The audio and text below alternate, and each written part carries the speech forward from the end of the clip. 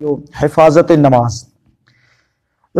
कल हमने अहमियत नमाज, फ़र्जियत के ऊपर बात की थी कि नमाज एक ऐसा फरीज़ा है, अगर इसको अदा ना किया जाए तो बंदा दायरे इस्लाम से ही क्या हो जाता है, खारिज हो जाता है, दायरे इस्लाम से निकल जाता है।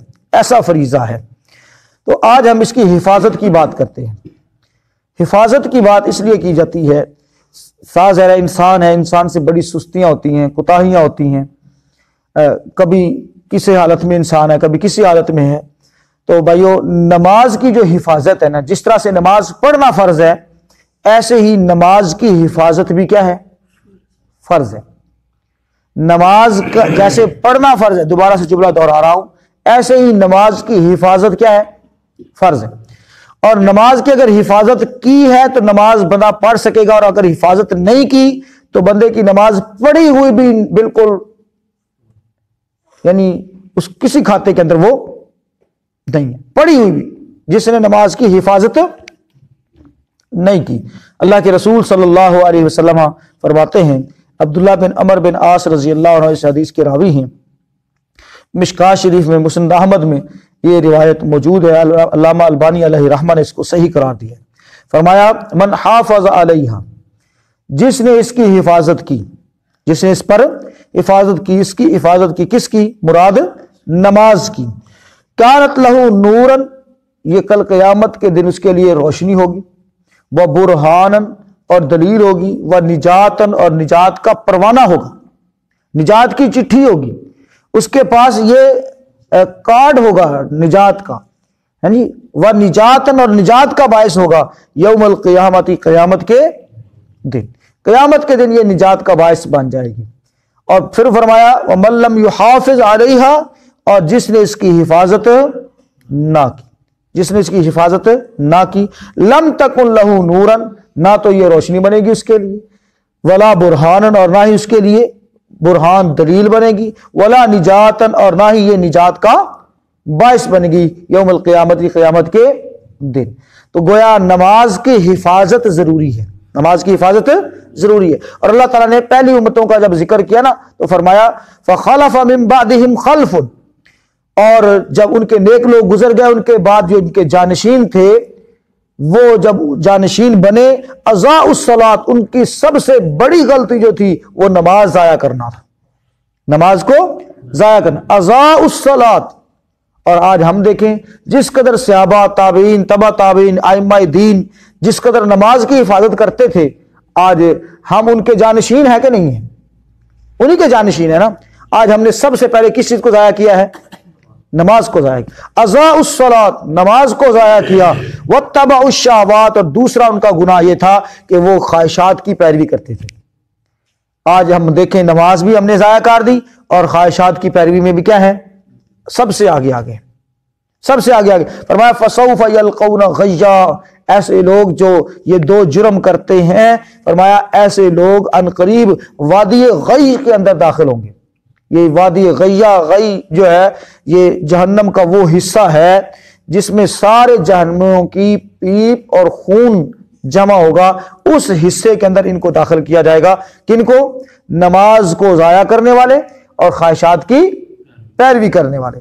तो भाइयों, नमाज की हिफाजत बड़ी जरूरी है, और नमाज की हिफाजत इसलिए भी जरूरी है कि यह सबसे पहला सवाल है, सबसे पहला सवाल। फरमाया, अव्वलु मा युहासबु बिहिल अब्द, सबसे पहला बंदे से जो सवाल किया जाएगा, मुहासबा उसका होगा, फरमाया यौमुल क़यामत, क़यामत के दिन, अस्सलात, ये नमाज होगी, जो पहला सवाल है बंदे से किया जाएगा।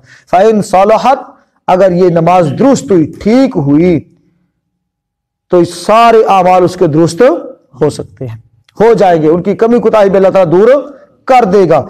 व इन फसदत फसदा साइरु अमलिही, और अगर इसमें कोई खराबी हुई तो उसके सारे के सारे अमाल क्या हो जाएंगे, फसाद आ जाएगा, खराबी आ जाएगी, बिगाड़ आ जाएगा, वो अमल भी किसी खाते के नहीं रहेंगे। जिसकी नमाज खराब हुई, जिसकी नमाज दुरुस्त, उसका दीन दुरुस्त, जिसकी नमाज खराब, उसका दीन खराब, जिसकी नमाज दुरुस्त, उसके अमाल दुरुस्त, जिसकी नमाज खराब, उसके अमाल भी खराब।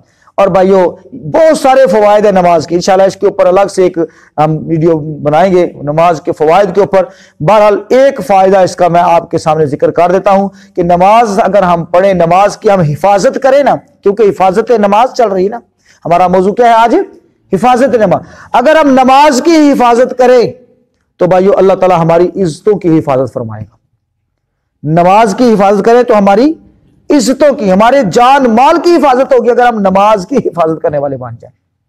सही बुखारी शरीफ में वाकया है, सैयदना इब्राहीम अलैहिस्सलातु वस्सलाम गुजर रहे थे, जब हिजरत करके जा रहे थे तो उनके साथ उनकी बीवी भी थी। रास्ते में एक गांव था या कह लें कि मुल्क बढ़ता था, उसका जो बादशाह था वो बड़ा जो है कह लें कि ख्वाहिशात का पुजारी था और जन्नो शो का मतलब है पुजारी था। तो उसको पता चला गया कि भाई यहां से एक शख्स गुजर रहा है, उसके साथ एक औरत भी है। तो उसने अपने सिपाहियों को भेजा, ये सही बुखारी शरीफ में वाकया है, और इब्राहीम अलैहिस्सलाम को अपने पास बुलाया। इब्राहीम अलैहिस्सलाम से उसने पूछा कि ये आपके साथ कौन है? तो इब्राहीम अलैहिस्सलाम ने फरमाया ये मेरी बहन है। ये मेरी क्या है? बहन है। बहन ये जू माना लफ्ज में उन्होंने इस्तेमाल किया, क्योंकि उस वक्त रोए जमीन के ऊपर ईमान वाले सिर्फ यही दो थे, हजरत इब्राहीम अलैहिस्सलाम और उनकी बीवी। बात समझ आ रही है? अम्मा सारा। तो वापस आए तो उन्होंने सारा अलैहि रहमा को जिक्र किया इस बात का कि मैंने वहां पर ये बात की है, मुझे जुटलाना नहीं है, क्योंकि रोए जमीन पर इस वक्त तेरे और मेरे अलावा कोई ईमान वाला नहीं है। लिहाजा ईमान वाले बाकी कोई रिश्ते हो ना हो तो आपस के अंदर जो ईमान वाले होते हैं वो आपस में क्या है, उनका एक भाईचारा होता है, भाई भाई होते हैं, बहन भाई होते हैं ईमान वाले। तो इस लिहाज से उन्होंने ये बात कह दी। तो बहरहाल वो चली गई उनके पास, और इधर से इब्राहीम अलैहिस्सलाम जो है, क्योंकि अब उसने फौजियों के जरिए अब औरत को बुला लिया था, अम्मा सारा को बुला लिया था अपने पास कि उनसे वो इंटरव्यू ले। तो बहरहाल इब्राहीम अलैहिस्सलाम जब वो उधर गई तो इब्राहीम अलैहिस्सलाम नमाज पढ़ने के लिए खड़े हो गए, नमाज पढ़ने के लिए खड़े हो गए इब्राहीम अलैहिस्सलाम।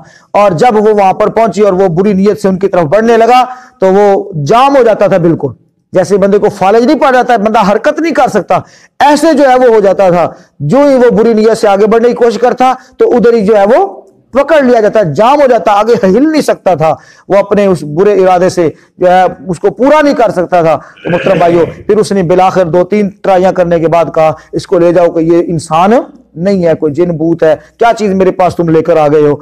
बहरहाल जब अम्मा सारा वापस आई तो उस वक्त भी इब्राहीम अलैहिस्सलाम नमाज पढ़ रहे थे। क्या पढ़ रहे थे? नमाज पढ़ रहे थे। और उन्होंने नमाज पढ़ते देखकर जो है बताया कि अल्लाह ने अपने जो है दुश्मन को नाकाम कर दिया है। तो उस वक्त इब्राहीम अलैहिस्सलाम ने जाकर नमाज को मुकम्मल किया, खत्म किया। तो भाइयों पता चला अगर हम नमाज की हिफाजत करें और अपनी नमाज को अपने हिर्ज़े जान बना लें तो अल्लाह ताला हमारी इज्जतों की भी हिफाजत फरमाएगा। हम नमाज की हिफाजत नहीं करते तो हमारा जान माल इज्जतें वो सब कुछ जो है वो गैर महफूज है, वो सब कुछ क्या है? गैर महफूज है। तो भाइयों नमाज की हिफाजत को अपना शिआर बना लें, अपने लिए हिर्ज़े जान बना लें, इंशाअल्लाह अल्लाह ताला हमारी इज्जतों की भी हिफाजत फरमाएगा। और नमाज की हिफाजत का एक तरीका यह भी है कि हमें नमाज सही परफेक्ट आनी चाहिए, सही तरीके से साफ ज़रा आएगी तो हमें पता चलेगा ना उसकी हिफाजत का, परफेक्ट आनी चाहिए हमें नमाज की हिफाजत का। एक ये भी तरीका है। अल्लाह ताला अमल की तौफीक अता फरमाए। आगे सबक पढ़ते हैं।